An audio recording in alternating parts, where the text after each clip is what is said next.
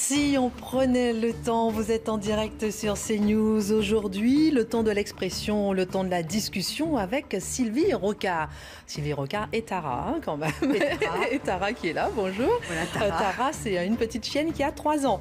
Alors, on verra pourquoi Tara est là dans un instant. La dernière épouse de Michel Rocard sort un livre 2 ans après le décès de son mari. Elle a partagé les 20 dernières années avec elle. Que raconte-t-elle? Leur amour caché alors que le ministre était encore marié. Leur histoire d'amour sans détour. Cette histoire de cet homme d'État. Fallait-il sortir ce livre? Pourquoi sort-il après son décès? Qui était vraiment Michel Rocard? Quelles étaient les relations entre Emmanuel Macron et Michel Rocard? Comment Michel Rocard a influencé Emmanuel Macron? Vous saurez tout avec Sylvie Rocard. C'était Michel Cheplon. On parlera aussi du regard de Sylvie Rocard sur l'actualité. Elle est administratrice de la Fondation Brigitte Bardot. Voilà pourquoi Tara est sur le plateau. Elle a des coups de gueule à donner en fin d'émission. Nous verrons tout cela dans un instant avec Sylvie Rocard. Si on prenait le temps, c'est sur CNews. À tout de suite. Michel Rocard, vu par son épouse, je souris parce qu'il y a Tara, une petite chienne qui est en train de se balader dans les studios. On verra tout à l'heure parce que Sylvie Rocard, qui est mon invitée, est administratrice de la Fondation Bardot. On en parlera tout à l'heure. C'était Michel Cheplon, c'est son livre. Si on prenait le temps de comprendre qui était Michel Rocard, pourquoi vous sortez ce livre, ce que vous y racontez, vous êtes une femme à la tête bien pleine, doctorat d'histoire, licence de psychologie, licence de philo, école du Louvre, vous êtes administratrice, je le disais tout à l'heure, de la Fondation Bardot. D'abord, Sylvie Rocard, pourquoi sortir ce livre 2 ans après le décès de Michel Rocard? Écoutez, sincèrement, je n'avais pas du tout prévu d'écrire, à aucun moment. Et puis un jour, je déjeune avec une amie, Sylvie Santini, qui a déjà écrit sur Michel, et qui me dit, mais écrivez. Je lui racontais un petit peu des moments de Michel, des choses un peu drôles, un peu touchantes, etc. Et elle me dit, mais écrivez. Et je dis, non. Mais non, qu'est-ce que je vais écrire? Ça n'intéressera personne. Et elle me dit, mais elle insiste. Et puis, au bout d'un moment, je dis, bon, écoutez, je vais faire une 30aine de pages et puis vous me direz si ça intéresse, ça peut intéresser quelqu'un.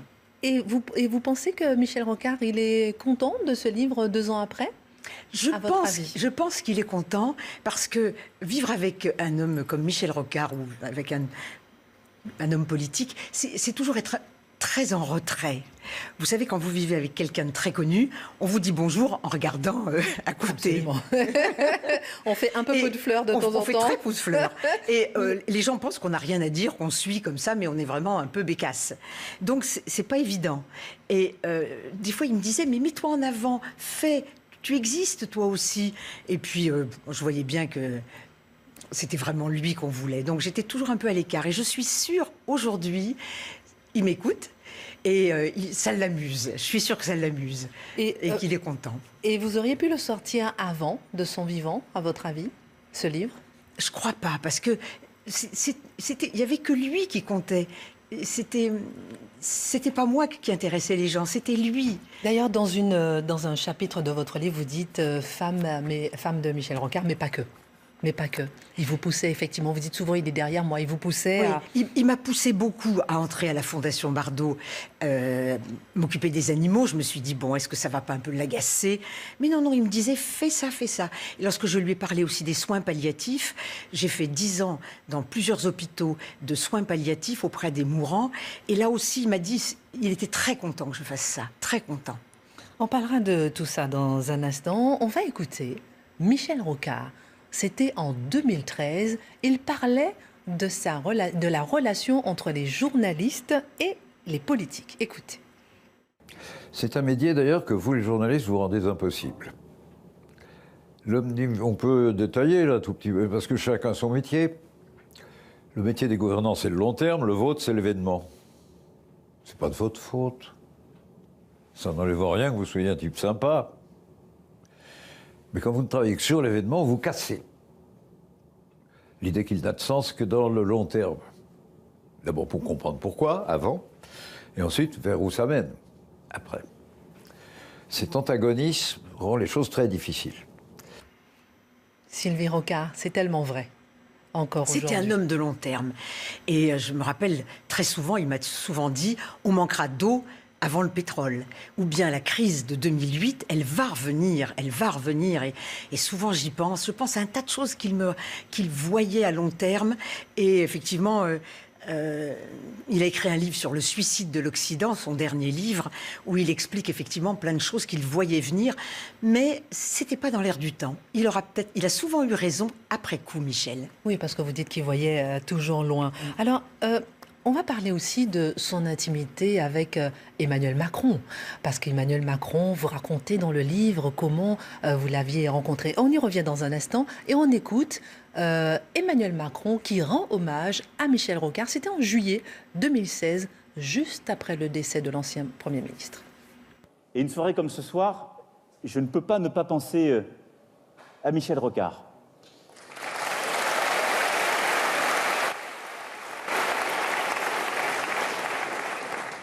Merci Sylvie d'être là.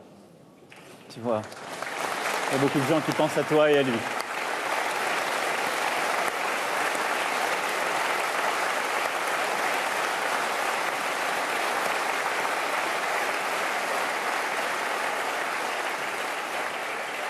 Je pense à lui parce qu'il fait partie des quelques hommes qui m'ont convaincu de faire de la politique. Alors, je suis très différent de Michel Rocard. Et donc, en lui rendant hommage, et Henri le sait bien, qui me l'avait présenté, et à qui je dois aussi beaucoup, en rendant hommage à Michel Rocard, c'est pas parce que on sait comment est fait le monde médiatico-politique, c'est pas pour le récupérer. On récupère pas Michel Rocard. Sylvie Rocard. C'était un moment très très dur pour moi ce jour-là. Figurez-vous que j'avais les cendres de Michel dans la voiture. Et on me dit, l'entourage, les amis d'Emmanuel Macron me disent « il faut absolument que tu sois là à la Mutualité tout à l'heure ». Et je leur dis « mais rendez-vous compte, j'ai les cendres de Michel dans la voiture et tout ». C'est terrible, je peux pas. Et puis, si, il faut que tu le fasses, c'est même pour Michel, pour Emmanuel, fais-le.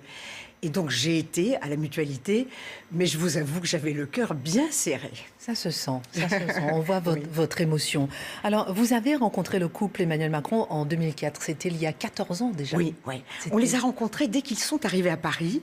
Et Michel, comme beaucoup de gens, a eu un coup de foudre pour ce garçon plein d'énergie, brillant, qui avait fréquenté des philosophes, qui était très cultivé.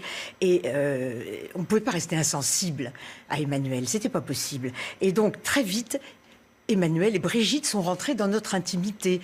Ils ont beaucoup déjeuné, parlé ensemble. Michel a ouvert son carnet d'adresses à Emmanuel. Et ils étaient vraiment, je crois, très, très proches. Vous avez partagé des week-ends ensemble, beaucoup de... Voilà, on était au mariage des Macron. Comment ça s'est passé ? Le mariage des Macron, c'était un très joli mariage, très gai, dans un grand hôtel au Touquet. Et oui, au Touquet ou à Trouville, je ne sais plus. Et c'était un mariage d'une gaieté folle. Et on était les seuls politiques, mais en même temps, rien ne comptait. C'était la joie de vivre de ce couple si amoureux. Et vous dites qu'il a, Michel Rocard, essayé de prémunir Emmanuel Macron des écueils qu'il a lui-même rencontrés en politique. Il a vraiment pris sous son aile pour l'encourager à ce niveau-là. Oui, je pense qu'il a beaucoup aidé. Ils ont beaucoup parlé ensemble. Et c'est vrai que Michel disait souvent, la politique, maintenant, on ne peut plus faire de politique. C'est devenu un métier impossible. C'est plus du tout ce que j'ai connu. Et il a sûrement transmis à Emmanuel tout un tas de codes, un tas de conseils. Ça, c'est certain. Et Michel n'était pas... Il a suivi de bout en bout. Et il faut reconnaître que à l'hôpital de la Salpêtrière, quelques jours avant son départ, Emmanuel et Brigitte sont venus lui dire un dernier au revoir. Ah oui. Oui. Ah oui. Et quelle relation vous avez encore avec le couple Macron, maintenant qu'il est entre-temps devenu président de la République ? Je ne les vois pas beaucoup, mais ils ont toujours toute mon affection. On va parler maintenant de qui était Michel Rocard. Vous avez parlé tout à l'heure de cette notion de la politique qu'il avait, ce sens de la politique, ce regard qu'il avait fait à la politique. On va parler de lui. D'abord, réagissez à ce petit extrait qu'on vous a aussi sélectionné. On écoute.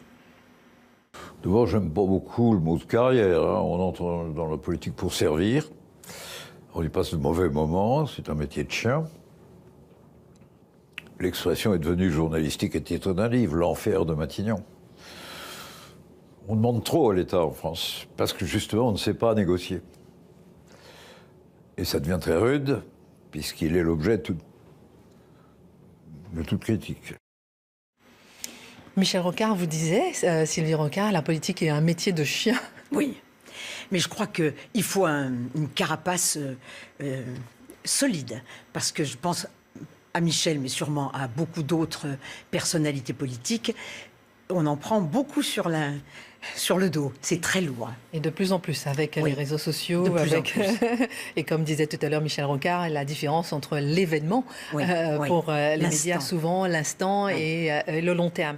Je vais citer juste 2-3 phrases de personnalité au moment du décès de Michel Rocard. Manuel Valls. Michel Rocard a incarné la modernisation de la gauche et l'exigence de vérité. Luc Châtel. Michel Rocard était un homme d'État. Ou encore François Hollande. Il ne concevait pas sa vie sans engagement. Ou encore Brice Lalonde. La gauche est passée à côté de Michel Rocard. Michel Rocard, militant socialiste à 19 ans, candidat du Parti socialiste unifié à 39 ans, Premier ministre socialiste de François Mitterrand entre 88 à 91. Intelligence, vous dites, sensibilité. Qui était Michel Rocard ? Écoutez, c'était un homme qui s'est battu, c'est certain, toute sa vie pour la politique. Et quelque temps avant de mourir, il me disait je suis socialiste et je resterai socialiste et je mourrai socialiste. Là, tout va bien. Mais il déplorait beaucoup, un petit peu. Il trouvait qu'il y avait peut-être pas assez, les gens n'avaient peut-être pas assez d'idées, pas assez de. Il n'allait peut-être. Il déplorait un petit peu, il râlait un petit peu des fois après les socialistes. Le manque d'idées. Manque d'idées, manque de réflexion. Mais c'est vrai que je pense que les hommes politiques actuellement sont entraînés dans l'immédiat. Si vous ne réagissez pas tout de suite, on a peut-être l'impression que vous n'avez pas de cœur, pas d'idées. C'est une drôle d'époque qu'on vit en ce moment. C'est pas évident. Ce que vous dites aussi, c'est qu'il ne piquait pas de colère. Oui, ça c'est vrai. Je ne l'ai jamais vu en colère. Si, peut-être une fois, qu'il ne supportait pas, c'est au contrôle dans les aéroports d'enlever ses souliers. Elle était furieux. Il aurait bien jeté les chaussures en l'air de colère. En tout cas, c'était pas... Mais c'était pas aux aéroports de Paris, ça. Oui, c'était uniquement à l'étranger. Ah oui, d'accord. Parce qu'aux aéroports de Paris... Il se tenait bien. Il était beaucoup mieux traité. Ah oui, d'accord. Il était très bien traité.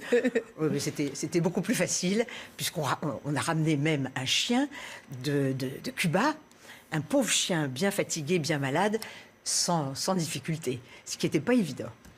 Et merci les aéroports de Paris. Quand vous dites qu'il ne piquait pas de colère aujourd'hui, quel regard il aurait pu porter sur la colère de Jean-Luc Mélenchon, qui fait l'actualité il était l'opposé de ça. L'opposé. Et je pense que on ne gagne jamais rien à faire des colères.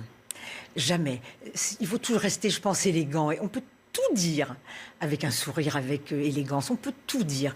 On connaît Mélenchon, on sait que il est parti comme ça au quart de tour. C'est sa personnalité, on ne peut pas trop lui en vouloir.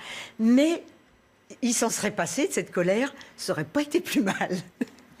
Et d'ailleurs, Michel Rocard, lui, sa relation avec François Mitterrand, c'était du respect, même s'ils ne s'entendaient pas forcément, mais du respect l'un pour l'autre. Je pense, on a dit tout le temps qu'il y avait une haine entre eux tenace et terrible. Il est certain que Michel, à l'époque de la guerre d'Algérie, l'avait traité d'assassin. Alors évidemment, ça n'aide pas. Voilà, ça met pas beaucoup de chaleur entre les hommes.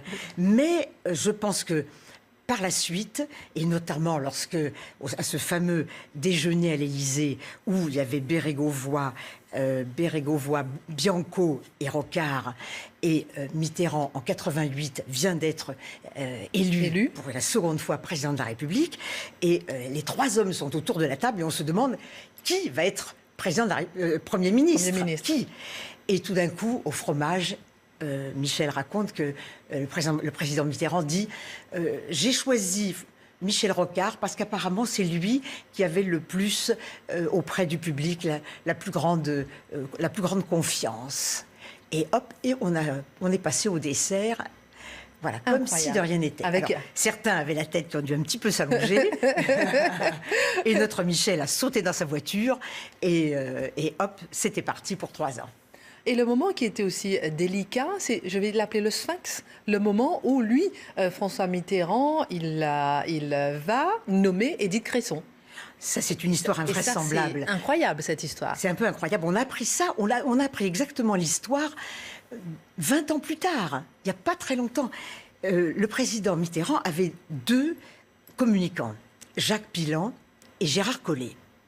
Et la guerre d'Irak venait de commencer en février 91, et le président se lamentait, s'attristait de voir toujours Rocard en place. J'aimerais bien changer, ce serait bien. Oui, c'est ce qu'il disait. Les 2 communicants lui disaient, mais écoutez, Monsieur le Président, c'est pas disait, possible. je me lasse. Tout va bien, tout va bien. Et à un moment, il a demandé, le président de la République a demandé aux 2 communicants de faire une liste de 40 personnalités qui pourraient occuper et remplacer Michel Rocard. Et à la 40e position, il y avait Édith Cresson. 40e. Et il a regardé la 40e personne, Madame Cresson, et a dit « C'est pourtant là que j'incline ». Ah oui. Et c'est là qu'il a nommé Édith Cresson. Et c'est là qu'Édith Cresson est arrivée. Alors, Jacques Pilan a dit « Il faudra beaucoup l'aider ». Et Gérard Collé a dit « Sans moi ». Ça a été aussi une période difficile pour lui. La suite a été très difficile. Et aussi pour Édith Cresson, on s'en souvient d'ailleurs, il n'y en a pas eu 2, de Édith Cresson. Comment il avait vécu ce moment-là, lui, Michel Rocard? Il le sentait venir. Il se disait tout le temps, à chaque fois que Mitterrand m'appelle, est-ce que c'est pour me dire qu'il me jette? Et il le sentait venir. Chaque jour était un jour de plus. Et à chaque fois, il essayait de faire des choses, d'avancer, mais il s'en doutait un petit peu que ça allait se passer, ça allait se terminer. Et les jours qui ont suivi son départ, il a été assez déprimé. Et c'est un peu dans les années qui ont suivi. Moi, je l'ai rencontré en 94. Il n'était pas encore complètement remis de ce départ. On parlera de ça dans un instant, justement. C'était après un échec aux européennes. On parlera de cette rencontre juste avant de passer à cette deuxième partie. Qu'est-ce qu'on va retenir de Michel Rocard? Par exemple, il a été celui qui a composé le premier gouvernement d'ouverture sous la Ve République. Il y avait aussi un ministre écolo. Oui, oui. L'écologie, c'était déjà une première étape sur l'écologie. Il a senti beaucoup de choses avant les autres sur l'écologie. Et puis, bien sûr, il y a le RMI, bien sûr, il y a la Nouvelle-Calédonie, mais aussi il y a la réforme de la poste et des télécommunications. Il y a aussi la réforme des services spéciaux, auquel il tenait beaucoup. Il y a beaucoup de choses qu'il a faites et dont il était très fier. Et quand on lui disait « mais vous ne regrettez pas de ne pas être devenu président ?» Il disait « non, parce que j'ai fait tellement de choses comme Premier ministre que finalement, moi j'ai rempli mon contrat. C'est pas grave. » Il l'acceptait avec beaucoup d'élégance. Il y a une petite phrase qu'on lui prête souvent, la France ne peut pas accueillir toute la misère du monde. Qu'est-ce qu'aujourd'hui, cette phrase vous évoque aujourd'hui?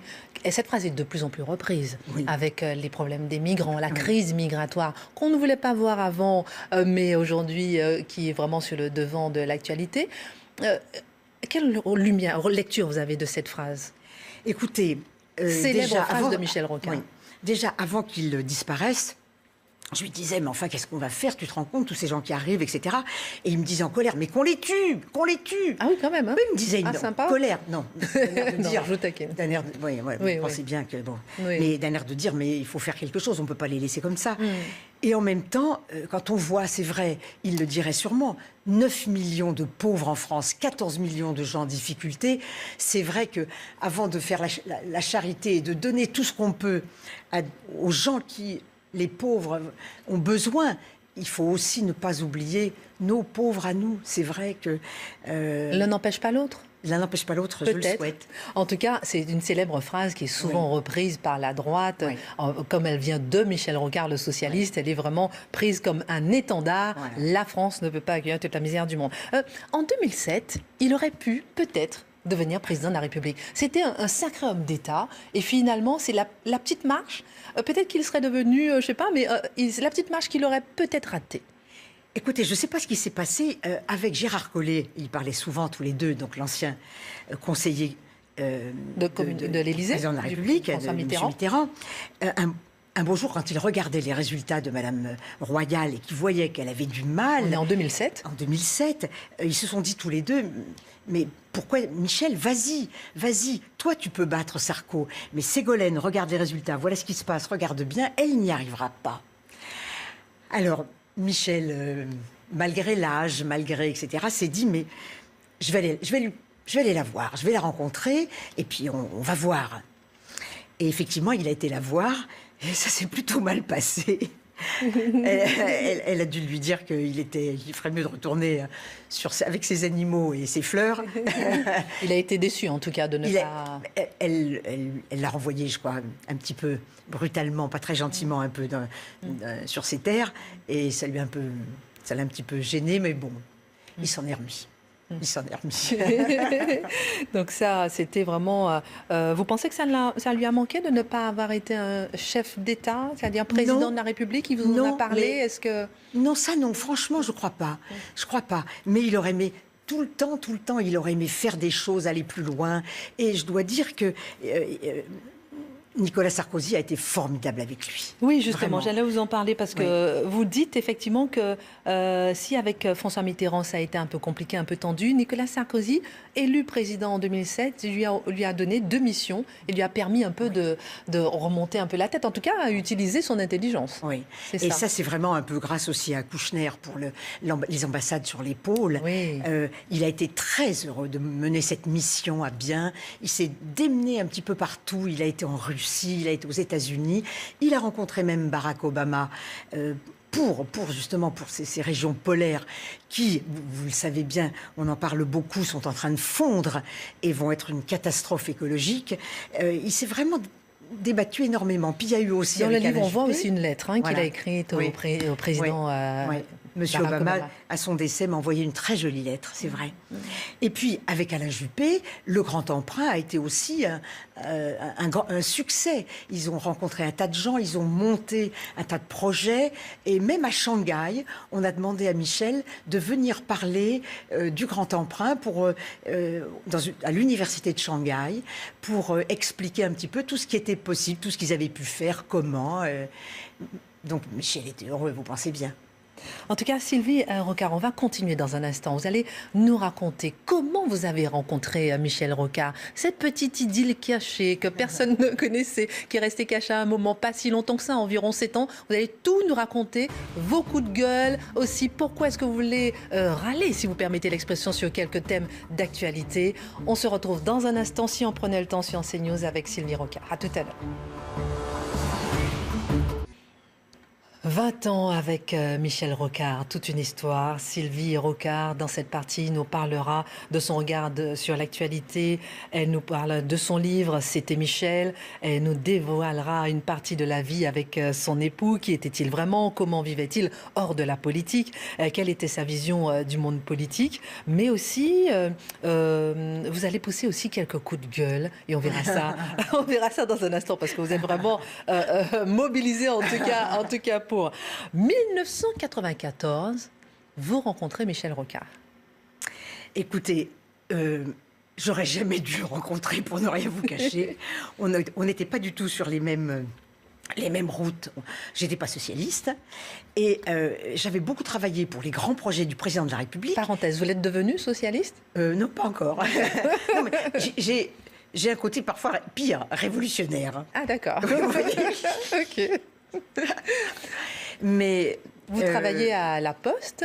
Alors, juste avant, si vous voulez, pour que vous compreniez, oui. J'avais travaillé beaucoup pour la Géode, le musée d'Orsay, tous les grands projets du président. Et à chaque fois que M. Mitterrand venait inaugurer, je rencontrais tout l'état-major, tout le monde, mais jamais Rocard. Et lorsque j'arrive à La Poste, le président de La Poste, un merveilleux monsieur qui fut d'ailleurs mon témoin, et pour cause à notre mariage, Monsieur Darrigrand me dit: Sylvie, vous qui connaissez très bien le monde politique, je suis rocardien, j'aimerais rencontrer Michel Rocard. Et je lui dis: écoutez, je les connais à peu près tous, sauf celui-là. Mais vous inquiétez pas, je vais vous le trouver. on va organiser un déjeuner. Et effectivement, 2 heures après, j'avais trouvé l'adresse, les coordonnées, j'avais tout. Et le 29 juillet 94... Coup de foudre. Non, le déjeuner. À l'époque, c'était pas le Four Seasons, c'était le Georges V. Et il y avait au milieu de l'immeuble un soleil de plomb, un temps superbe, un déjeuner délicieux. Moi, sans bouger, bien raide sur ma petite chaise. Mon président et Rocard refaisant le monde. Michel expliquant la grande réforme des postes et télécoms. Et moi, bien sûr, pas un mot, mais un peu éberluée devant cet homme qui venait d'en prendre plein la tête une fois encore. Échec aux européennes, il était dans le creux de la vague au niveau politique. Viré du Parti Socialiste. Viré du Parti Socialiste. Premier secrétaire du Parti Socialiste. Oui, oui. Et puis, une amie m'avait dit, tu sais, en plus, il n'est pas heureux, il s'est mis en ménage avec une dame et ça n'a pas l'air d'aller et tout. Il était déjà à 2 mariages. Il avait déjà 2 mariages, 2 divorces derrière lui. Et ben je me suis dit, le pauvre homme, il n'a pas de chance. Mais c'est lui qui vous rappelle. Et il m'a rappelé. Il m'a rappelé, on a déjeuné au Dôme, et figurez-vous que dans la salle, pendant qu'il me racontait sa vie et que nous sympathisions à vive allure, il y avait dans la salle François Hollande, qui quelques années plus tard nous dira mais je vous connais Sylvie, je vous ai vu au Dôme. Au tout début. En tout cas, une idylle qui est restée cachée pendant 7 ans et finalement, vous lui dites non, je ne veux plus rester cachée et il vous épouse.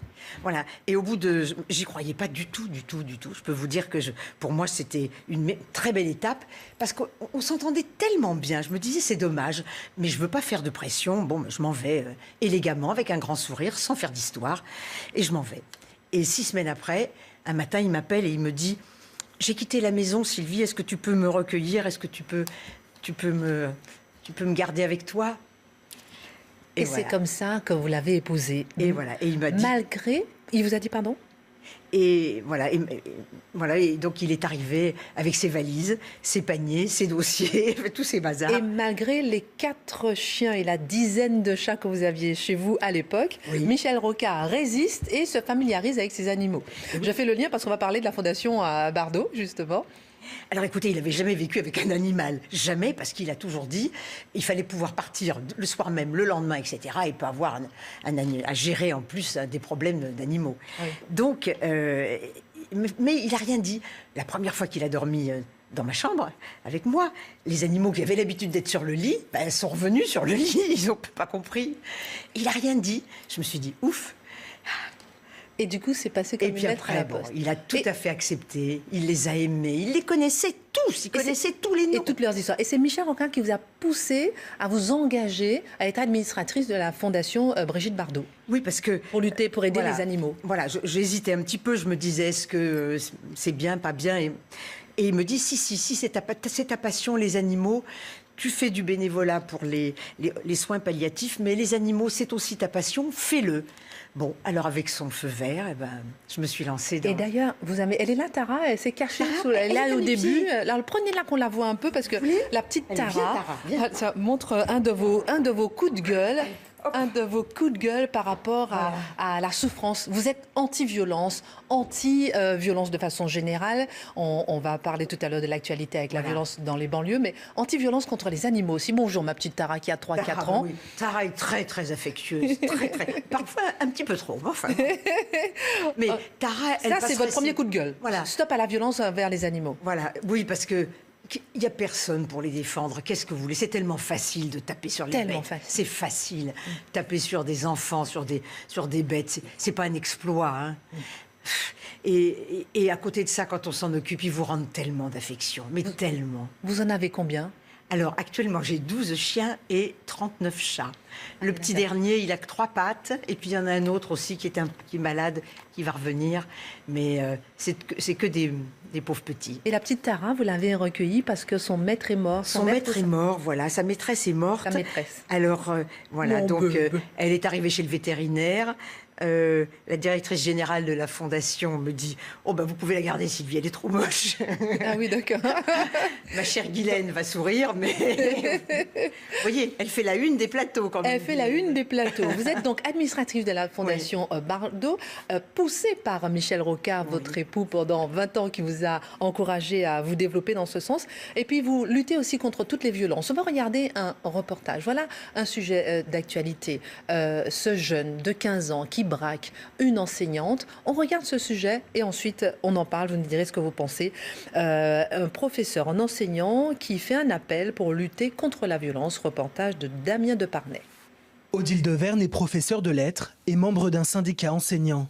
Elle appelle le gouvernement à déployer plus de moyens humains pour lutter contre les violences scolaires. On a quelques dérapages effectivement avec des violences physiques, mais surtout beaucoup de violences verbales. On n'a pas vraiment la volonté de donner des moyens pour les traiter. Plus de personnel dédié à la gestion de la vie scolaire comme les CPE, voilà ce que réclament les syndicats, mais pas seulement. Dans les gros établissements ou dans des zones où on sait qu'il y a régulièrement des problèmes, par exemple des intrusions venant de l'extérieur, oui, il n'est pas anormal qu'on mette des vigiles à l'entrée pour aider les directions d'établissement à faire régner le calme. De son côté, le ministre de l'Éducation veut davantage responsabiliser les familles de mineurs auteurs de violences. Cette association de parents d'élèves se dit sceptique. Est-ce que ça voudrait dire sanctionner les parents? J'espère qu'il ne va pas repenser à des choses genre on coupe les allocs. C'est avant tout, à mon avis, une réponse d'accompagnement plutôt que de répression ou de punition. Des questions sur lesquelles le gouvernement a promis de réfléchir dans les prochains jours. Et des questions qui vous interpellent, cette violence dans l'école? Cette violence dans l'école, c'est absolument insupportable. Et on a l'impression que les enfants confondent fiction et réalité. On se demande, ça n'arrête pas, ça augmente, mais il faut absolument... Et puis, par moments, on a même l'impression qu'il y a une certaine indifférence des gens, se disant c'est dans l'air du temps, c'est des jeunes, il faut leur pardonner. Non, il y a un moment où c'est plus acceptable. Parce que la violence, elle est partout. Elle est à l'école, mais pourquoi elle est aussi dans le métro, dans les transports en commun. Il y a une agressivité que je trouve redoutable. Et c'est vrai, vous parlez de cette indifférence, et c'est pour ça qu'aujourd'hui il y a eu le hashtag pas de vague qui a été lancé, et cette indifférence effectivement interpelle beaucoup. Vous dites souvent que ça aussi ça fait partie de vos coups de gueule, la lutte contre la pauvreté. Il y a des pauvres en France, on ne s'en occupe pas, et la vie associative. Ce sont deux sujets aussi qui vous interpellent. Oui, parce que bon, les riches, bon, ils ont pas de gros problèmes, ça va, mais quand on a dans un pays tellement d'enfants qui partent le ventre vide à l'école, tellement de vieux qui ont des retraites à 700, 800 euros par mois, on ne peut pas vivre avec 700, 800 euros par mois, c'est pas possible. Donc je me dis, il faut faire quelque chose. On ne peut pas les laisser aller comme ça. Et je voudrais dire combien les infirmières font vraiment un travail. J'ai une immense admiration pour les infirmières qui ne sont pas bien payées et qui font un travail formidable. Et les associations, les bénévoles, des milliers de bénévoles en France qui donnent leur temps et qui se battent et dont personne ne parle, ça n'intéresse personne. Et pourtant, la France leur doit énormément parce qu'ils remplissent un rôle que pas grand monde ne veut remplir. Les associations auprès des sans domicile fixe, auprès des enfants en difficulté, dans les hôpitaux, partout. Il faudrait les mettre vraiment plus en valeur parce qu'ils font un boulot fabuleux. On va regarder ce reportage au Resto du Cœur, justement pour montrer que le niveau de pauvreté augmente en France. Et c'est vraiment dommage. Reportage de Nicolas Dumas au Resto du Cœur. Béatrice est responsable d'un centre de distribution des Restos du Cœur. Elle forme aujourd'hui de nouveaux bénévoles, ceux qui accueillent chaque jour les quelques 30 000 bénéficiaires de l'association dans la région lilloise. Les restos, c'est d'abord l'accueil. Et effectivement, les difficultés, elles sont nombreuses. Ce qu'on constate, c'est qu'il y a des fortes charges de logement, des difficultés pour payer les factures de gaz, d'électricité, d'eau, et que ça, ils ne s'en sortent pas. C'est vraiment une part du budget très, très importante. Et donc, nous, on pense que l'aide alimentaire, elle vient aider à payer en partie ces factures pour qu'ils ne s'endettent pas. L'aide alimentaire reste la principale activité des Restos du Cœur. Et c'est dans cet entrepôt que les bénévoles préparent les denrées qui seront distribuées dans le Nord. Michel est l'un des responsables de l'association. Il ne note pas d'amélioration de la situation des plus démunis ces dernières années. On est à peu près stable ces dernières années, malheureusement. Il n'y a pas d'amélioration sensible de la situation des gens. Ça fait 35 ans que Coluche a lancé l'affaire. On est obligé de constater que malheureusement, ça continue. À l'échelle nationale, les Restos du Cœur distribuent d'ailleurs toujours plus de repas d'année en année, atteignant les 135 millions de repas distribués l'an dernier. Et vous, Sylvie Rocard, vous dites coup de gueule parce que ce sont que les associations qui ont les mains dans le cambouis. Oui, et effectivement, et puis sans reconnaissance. C'est ça qui me fait peine, c'est que c'est des gens qui donnent leur temps. Et puis il faut aussi ajouter la chose suivante, c'est que quand vous faites du bénévolat, j'en ai fait pendant 10 ans dans les hôpitaux, les gens ont tendance à dire « Oh bah, elle est à la retraite, elle peut bien faire ça, elle s'ennuie, elle vient passer son temps. » Non, on peut faire autre chose. Vous voyez, en plus, on a une mauvaise image, c'est quand même... Oui, ou bien on vous dit qu'on vous fait ça pour vous faire remarquer. Non, même pas. Non, ça, même pas. Mais d'un air de dire, vous avez rien d'autre à faire, bon, elle s'occupe. Ben, elle s'occupe, elle pourrait faire autre chose que de s'occuper comme ça. Parce que c'est pas évident de s'occuper des gens en difficulté, c'est pas évident. Sylvie Rocard, c'est quoi votre vie aujourd'hui, 2 ans après le décès de Michel Rocard? Avec quelle politique vous êtes encore en lien? Écoutez, il y a 2 personnalités qui ont été formidables avec moi, c'est François Hollande et Bernard Cazeneuve. Michel aimait beaucoup Bernard Cazeneuve, beaucoup, et il me le rend bien. Il est d'une gentillesse, d'une courtoisie, d'une élégance toujours. On m'a donné la Légion d'honneur, par surprise, j'ai été très étonnée. Et c'est grâce à eux. Je les remercie beaucoup. Ils ont été vraiment très chaleureux avec moi. François Bayrou, qui avait un lien aussi avec Michel Rocard, vous? Oui, mais il ne m'a jamais appelé. Non, pas de nouvelles. D'accord. Votre regard, Sylvie Rocard, sur la politique aujourd'hui, pour en terminer, quel regard portez-vous? Première question. Et deuxième question, j'en ai plein encore, mais que pensez-vous, qu'aurait pensé Michel Rocard aujourd'hui de son regard sur le Parti socialiste, qui n'existe quasiment plus? Oui, il aurait été extrêmement triste de voir effectivement son parti dans cet état. Et des fois, je me suis même posé la question, je me suis dit, mais je vais m'engager pour la première fois auprès des socialistes pour aller les aider, parce que de les voir dans cette situation, ça me fend le cœur pour Michel. Vraiment, ça me fend le cœur. Mais je me dis même si le Parti socialiste l'avait écarté à un moment.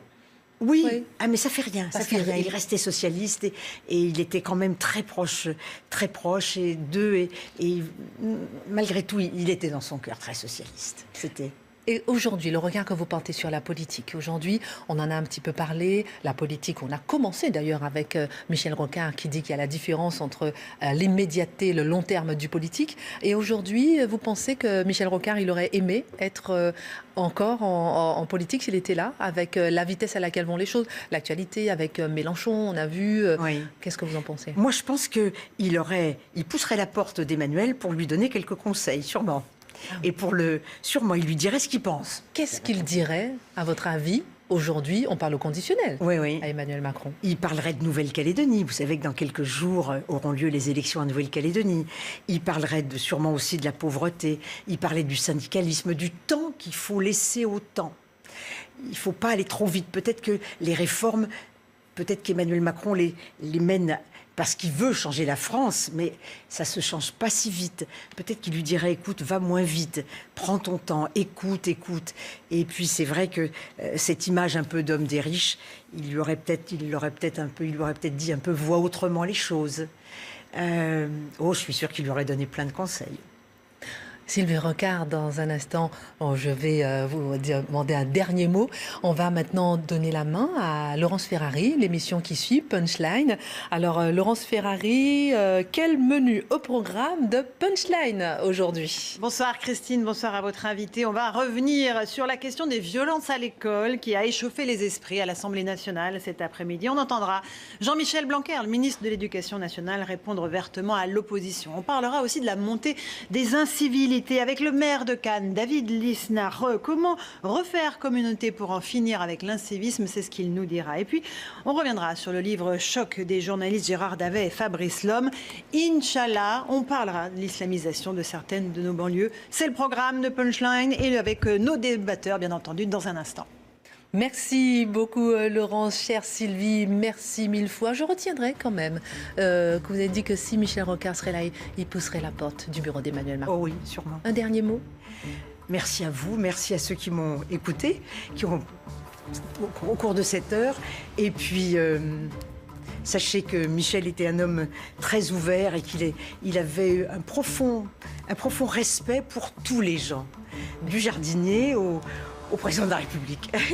Voilà. Merci beaucoup Sylvie Rocard d'avoir partagé cette heure avec nous. Si on prenait le temps, on se retrouve demain, mais tout de suite c'est Punchline avec Laurence Ferrari sur CNews.